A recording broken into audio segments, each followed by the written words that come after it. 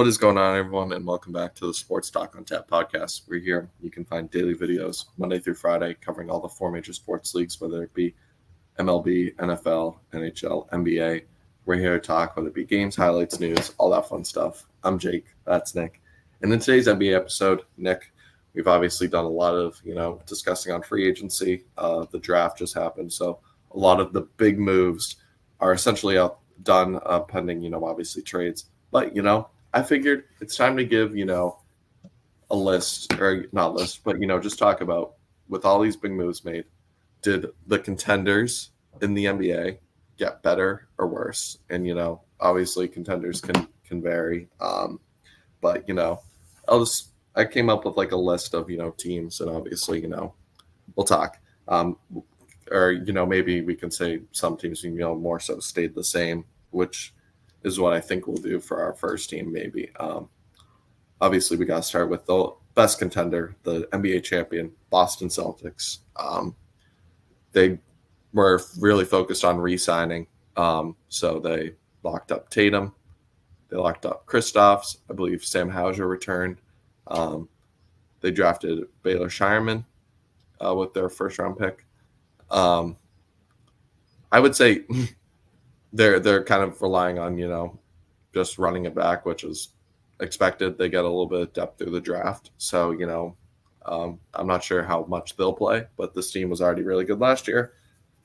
It's the same team again. So I would say, we could just say same or slightly better depending on if those picks work out. Yeah, I would say if there's like a scale where like right in the middle is exactly the same, the Celtics are like very slightly towards better just because of the draft, because they literally just brought back everybody. They didn't add anybody.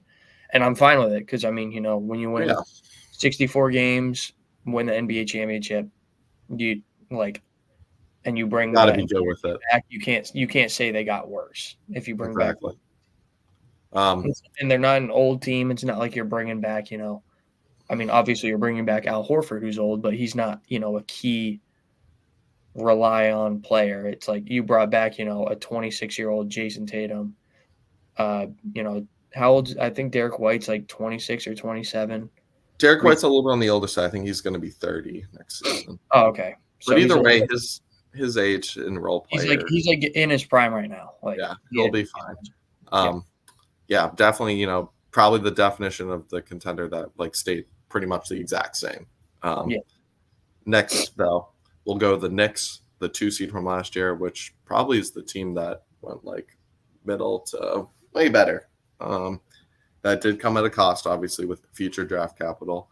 But re-signing OG Anunoby, hopefully he stays healthy. Obviously, trading for Mikal Bridges. And I did really like their draft. They were able to snag Tyler Kolek in the second round, who I knew Minnesota was looking at in the first round, and a couple other teams. They drafted a project in the first round. So he may not help right away, but Tyler Kolek for sure will. And they also had another person I'm stumbling on. But they were obviously very aggressive with the Mikal Bridges trade. We obviously discussed, the trade, and I thought my grade was more impact on, obviously Mikal makes some better team, but if they're able to re-sign OG and Anunoby too, and they did, so that's arguably the 2 best wing defender duo in the league. And then obviously just, keeping Jalen Brunson, Julius Randle, Josh Hart, DiVincenzo, this team for a full season. I think there's no other way to say it, but this team definitely did get better. Yeah, they did. And one of the biggest things I thought, because I know you brought it up and it kind of stood out to me when they added Bridges, is he gives them a healthy, good player. He's like a healthy OG Anunoby, just that is a warrior and plays 82 games. Yeah. So if they can all stay healthy, Bridges is a guy you can rely on to stay healthy now. So even if one of those guys ends up going down, it's not going to hurt the team as much as it did this year. So I would say they are on the better side. Yeah, I actually may have over-exaggerated because they did lose Hartenstein, so you got to, account for that. And you still have Julius Randle coming back from injury, so that's an interesting piece. But who do you start at center? Is it Mitchell Robinson? Can he stay healthy? That's always been a big question mark because he is like a Hartenstein, but he's never on the court. So we'll see about that if they try and add someone, but now they're definitely a second apron team. So what can they do? That'll be interesting. Next team, the Milwaukee Bucks. 3 seed last year. Yeah, just kind of whatever. Didn't love their draft. I would say almost worse because Dame's a year older, Giannis is a year older. They're coming off injury and they didn't add anybody. So I would say a team like that, where they're on the older side and they don't make any moves and don't, I mean, obviously we have to see with their draft pick. Who did they pick in the draft? I'm trying It's to like remember. AJ Johnson. I remember some. So, yeah, so like we'll have to see how the draft pick goes. Obviously they can hit on the draft pick. We don't know yet, but they didn't make any huge moves to, kind of keep themselves in the race for the East, with the Celtics re-signing everybody. The Knicks are really making a push because the Knicks are probably confident that they can compete with the Celtics. And the Bucks kind of just stayed content. And with the age that roster is, I got to say they just got a little bit worse. Yeah, no, definitely agree. Because they're a team, unlike the Celtics, that didn't win even 50 games. They were on the first round, so they didn't really improve at all. Next team, the Cleveland Cavaliers. I am throwing them in the contender bin. I really do think they're still up and coming. I would say this team, they still have some unfinished business with the Darius Garland and Jared Allen, who comes back. But they were able to lock up Donovan Mitchell, which is huge alone to just bring that continuity together. And I just think the Cavs, they made some small tweaks. I think they're just going to be – I still have a question mark with them, obviously, because what do they do this offseason with the trading? What do they do to, obviously become a team that can take that next step? So I don't know what is to come. But as of right now, like, if I were to stay, they probably stayed like around the same. But that Donovan Mitchell contract alone makes me give them at least a B so far for this offseason. But I still think a trade is coming. Okay. I have to put them in better just because of that Donovan Mitchell. They can now plan, semi long term with him and try and build around him. So I'm just going to give them a little better because Donovan Mitchell is such a good player when he's on the court. And I know he missed a few games in that Celtics series that I don't know how much he would have changed the outcome. I still think the Celtics win that series, but we saw how good he was. And I mean, he won them. They won one game against the Celtics, and I'm pretty sure he, won them that game. So if I'm remembering it correctly, he might have not played, but I'm trying to remember it. It feels like forever ago now, with how much that's gone on just in sports between now and Donovan then. Mitchell? Yeah. He didn't play in the final 2 games, like 2.5 or 2 games, yeah. Okay, so he played in the game they won, I believe, Yep. in He got Boston. injured in game 3 when they were when the series was tied 1-1. So Okay, yeah. and Well, he was all in that series and the Magic series. regardless, yeah, the Orlando series, like he was balling out. So I'm just gonna put them in, the slightly better, just because I would go slightly too, but just they didn't. I still think they didn't add anybody else. Yeah, like it's not like it's a new team. Speaking of the Magic, though, that's the next team I'm ready to throw in contender. They surprised everyone last year, where 5 seed was really 1/2 away from winning and moving on to the second round to face the Celtics. They had Kentavious Caldwell-Pope, who's one of the backbone players for the Nuggets, and just by the youth experience of this team, they're only just going to keep getting better. And adding someone like KCP, a vet that can just play great defense, knock down some threes, take the load off Ben Caro and this team. Magic are better. They're going to be better. This team may win 50-plus games next year. Okay. I wasn't going to give them, contender title, but, adding a veteran guy is always going to make your team better. They're definitely a good young team. So I threw them in contender. Probably know more about them than me. You probably know more about them than me. So I'm not going to claim that you're talking crazy, because who knows? Maybe, they come out and, are the third seed in the East. That's what I think is going to happen. I think they're going to be a top 3. I think they're going to leap the Cavs and Bucks just by youth and adding KCP. So I have to give them the respect, even if, they're not going to be the favorites, maybe even a top 5 team in the East, like odds-wise to come out. When you're a top 3 seed, I got to give you some respect. You're there for a reason. In an 82-game season, you're a contender.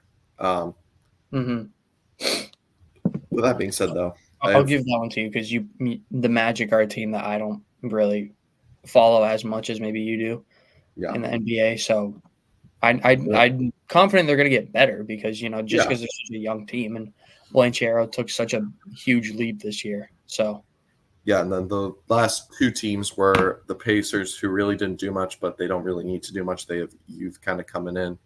They lock up Pascal Siakam, so that alone, I think they'll just get slightly better as a core. But obviously the last team is the 76ers with the move to get Paul George. I do think they become slightly better. They did lock up Tyrese Maxey. You just kind of get that veteran of PG and form this big three. But, they did lose some, key players like Nicholas Batum, Buddy Hield that were solid to them. But, at the end of the day, when you have PG, you're a better team. And they have, arguably a really good roster now to, compete in the East. So I want to give them the respect there. Okay. I struggle calling Philly contenders just when I see them lose to the Celtics every year in the second round. But it's true. But, they do have Paul George now. But I just want to say, because I still stand on the opinion I spoke about a few episodes ago where I said I think Paul George is one of the more overrated players just because, I feel like I know he's up and down in the playoffs. He'll go off for a crazy game and then he'll go, 6 for 18 or whatever it is and pretty much lose his team a game because of how bad he plays. So it really depends on what Paul George they're getting. And, I mean, he's a year older. Embiid's coming off injury.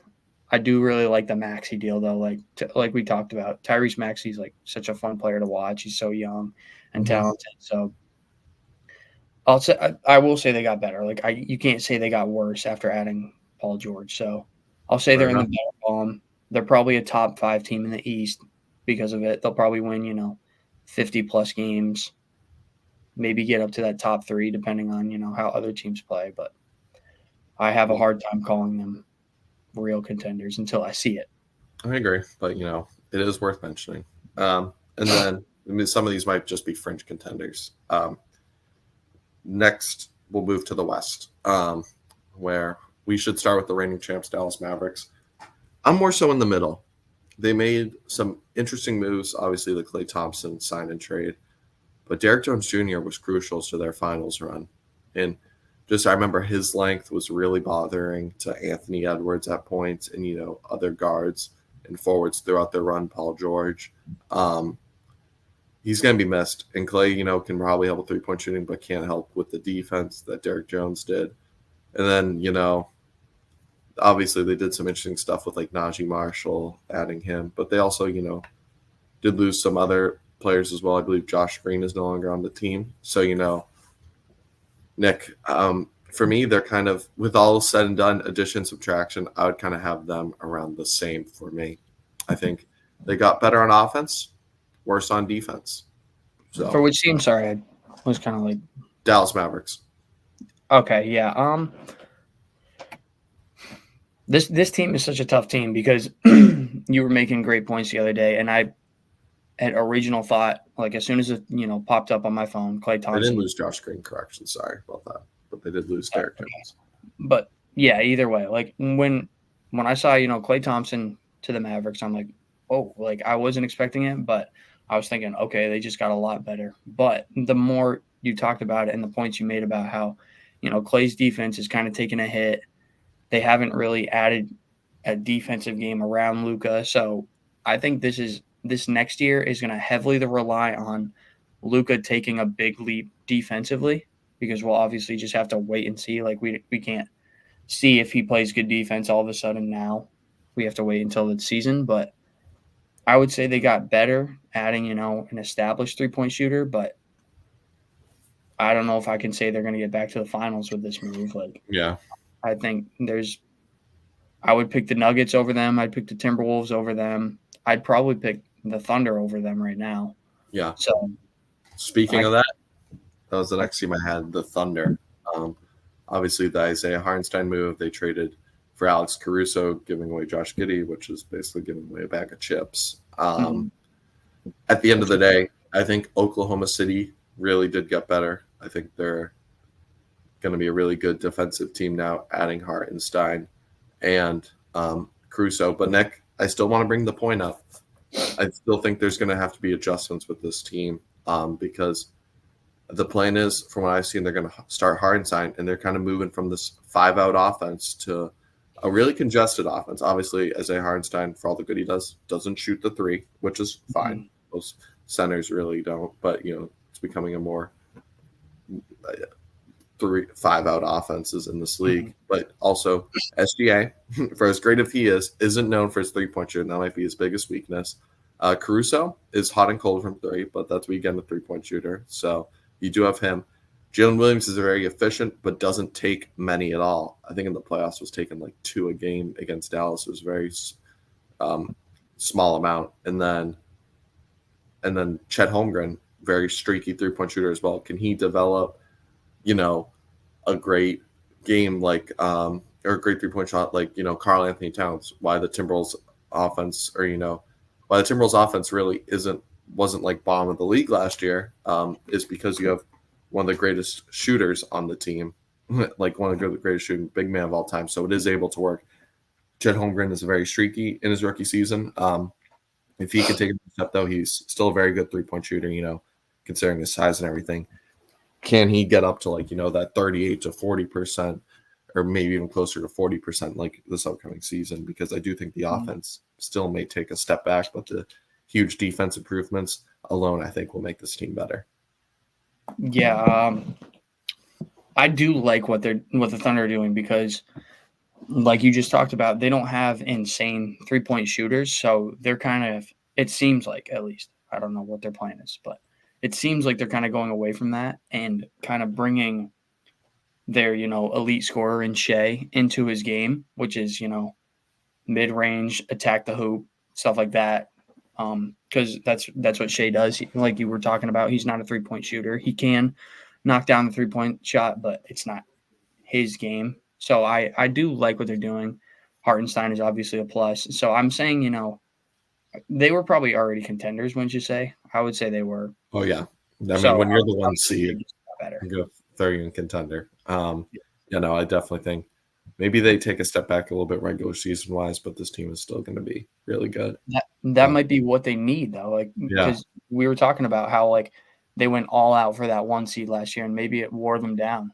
So it did, because you could see Chet was getting tired, and the shots just weren't falling late for Case and Wallace or someone like that. They were tired. With that being said, though, the next team we'll talk about is the 2 seed from last year, the Denver Nuggets. For me, it's worse. You lose KCP, don't really replace them. Your bench was already really bad last year, which is part of the reason why they didn't go back. So are you going to start Christian Brown? I mean, I don't know. And then who's coming off the bench? It's like Justin Holiday, and they lose Reggie Jackson. I don't really know what the plan is. I just think they got worse, because when you lose someone like KCP, straight up, and don't replace them. Yeah, they had no additions and a subtraction. So that automatically puts you in the negative, no matter who you are, no matter who's on your team. Even if you have Nikola Jokic and Jamal Murray, doesn't matter. It's going to put you in the negative. So I agree with you. I still consider them a contender, though. They're just not. Yeah. They're not as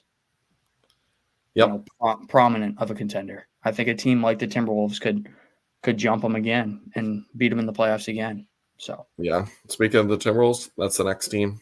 Timberwolves obviously took the leap last year.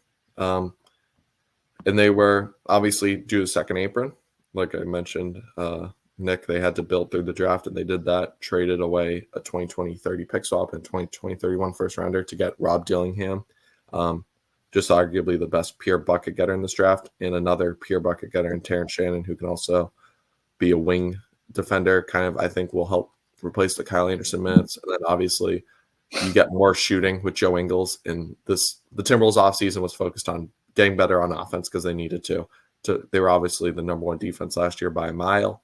They need to get better on offense to help match that, because at the end of the day, in those crunch time situations, Nick, I remember we were talking, Dallas just knew what they needed to do to score. And when the Mhm. Timberwolves, when Anthony Edwards wasn't making it, it looked very, what's the word, like Like off. chaotic. Like they just Yeah, didn't. They were trying to, force something. clumsy, Yeah, cr- unorganized. yeah, unorganized. And now you got Rob Dillingham to, be a second shot creator, Terrence Shannon Jr., who I think will also be an immediate impact player in the first round. And then just getting someone like Joe Ingles that can help streak the consistencies of 3 points. Because even though he's old, we're not asking him to play a lot. Just, like I say, maybe 10 minutes a night, just, hit some corner threes. That's all he's going to need to do. And Kyle Anderson was a really good defender, but his offense took a huge step back this last season. It did, to his credit, show up in the Dallas series, which was kind of nice to see, one of the few positives. And I wish him the best in Golden State. But I'd say overall, just through the draft in this free agency, I would give the Timberwolves, I think they got better. Yeah, I would say they might be the team that improved. It's either them or Oklahoma City for the team that improved most in the West. Yeah.